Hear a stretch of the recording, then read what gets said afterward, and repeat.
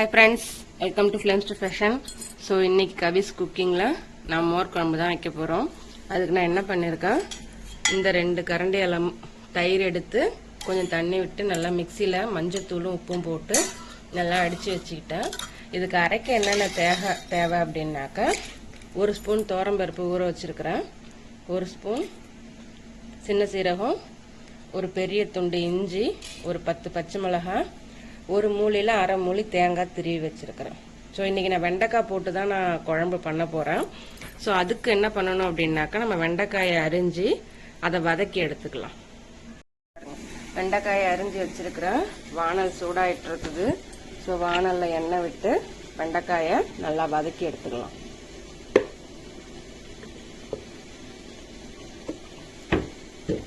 மோர் குழம்பு நம்ம normal cooking ஆயிலில் வைக்கிறத விட தேங்காய் எண்ணெயில் வச்சா நல்லாயிருக்கும் அப்படின்வாங்க. ஸோ இப்போ என்கிட்ட தேங்காய் எண்ணெய் ஸ்டாக் இல்லை. ஸோ அதனால் நான் நார்மலாக நம்ம சமையல் எண்ணெயிலே நான் மோர் குழம்பு வைக்க போகிறோம்.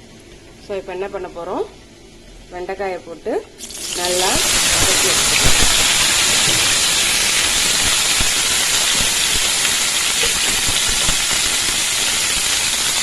வெண்டைக்காய் வதங்கிறதுக்கு தேவையான கொஞ்சம் உப்பு, கொஞ்சம் மஞ்சள் தூள் போட்டுக்கலாம்.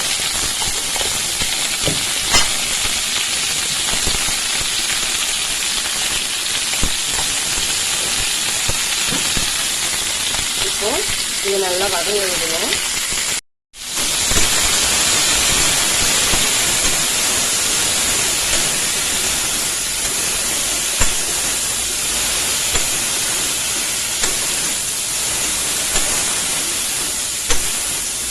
ஸோ நீங்கள் வதக்கிறதுலேயே வெண்டைக்காய் நல்லா வெந்துடணும். அந்த அளவுக்கு வெண்டைக்காயை நல்லா வதக்குங்க.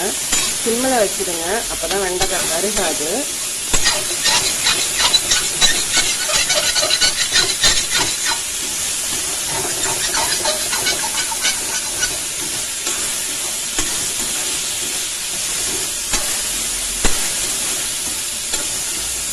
அந்த வெண்டைக்காயில் உள்ள நூல்லாம் போக தண்ணி வந்து நூல்லாம் வர ஆரம்பித்து கொஞ்ச நேரத்தில் வெண்டைக்காயில் உள்ள குழப்பெல்லாம் இறங்கிடும், போயிடும். ஸோ இதை அப்படியே நம்ம இப்போ மூடி போட்டு வச்சுட்டு போய் அரைச்சிட்டு வந்துடலாம். எடுத்து வச்சிருக்க மசாலா பொருளில் போட்டு அரைச்சிட்டு வந்துடலாம். பாருங்க, வெண்டைக்காய் நல்லா வதங்கிடுச்சு, நல்லா வெந்தும் இருக்கு வெண்டைக்காய். ஸோ இப்போ இதில் நாம் அந்த அரைச்சி வச்சிருக்கிற அந்த மசாலாவை கொண்டாந்து சேர்த்துக்கலாம்.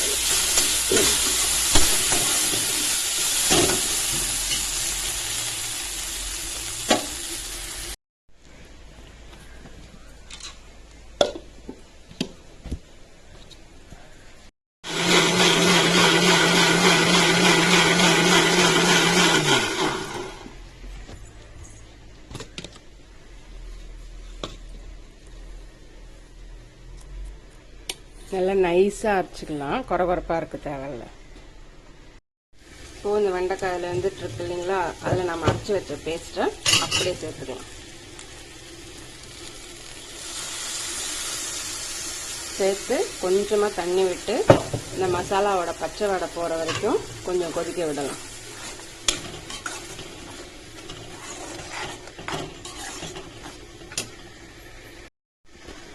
அந்த மசாலா அரைச்சி ஊற்றி லைட்டாக தேவையான அளவு அடி பிடிக்காத அளவுக்கு தண்ணி விடுங்க.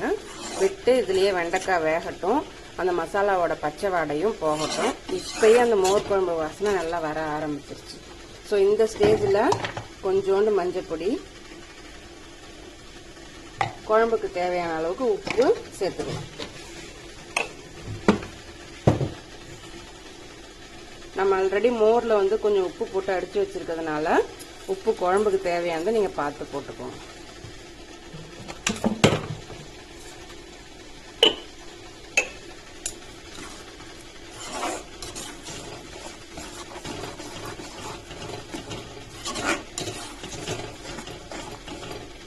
கொஞ்சம் கொதிச்சு நல்லா திக்கா பேஸ்ட் மாதிரி வரும். அந்த நேரத்தில் நம்ம மோரை சேர்த்து கொதிக்க விடாமல் அப்படியே இறக்கிடலாம்.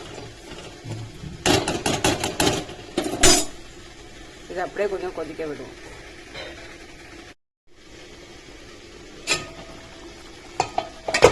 இங்கே பாருங்கள், இப்போ நம்ம அரைச்சி ஊற்றின பேஸ்ட்டு இந்த அளவுக்கு நல்லா திக்காக வரும். லைட்டாக அடி பிடிக்கவும் ஆரம்பிக்கும்.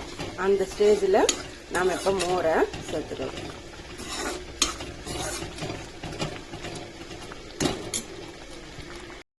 பாருங்கள், நம்ம ஏற்கனவே இந்த கரண்டியால் 2 கரண்டி தயிர் போட்டு அதுக்கு 1 டம்ளர் தண்ணி ஊற்றி நல்லா மோர் அடித்து வச்சுருக்கலாம். அந்த மோர் எடுத்து இப்போ நம்ம சேர்த்துக்கலாம். ஆனால் ஸ்டவ் ஆஃப் பண்ணிட்டு அப்புறமா மோரை சேருங்க. ஏன்னா மோரை கொதிக்க விட்டீங்க அப்படின்னாக்கா திரிஞ்சிடும்.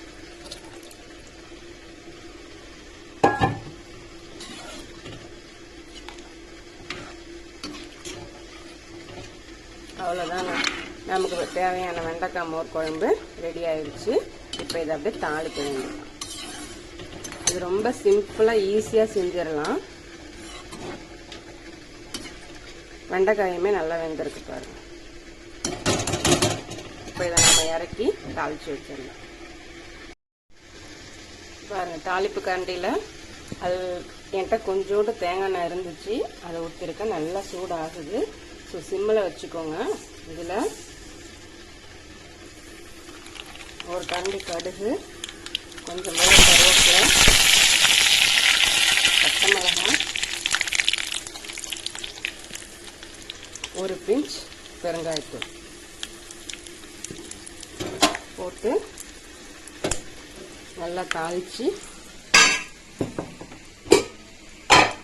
மோரில் நம்ம மோர் குழம்பு நல்லா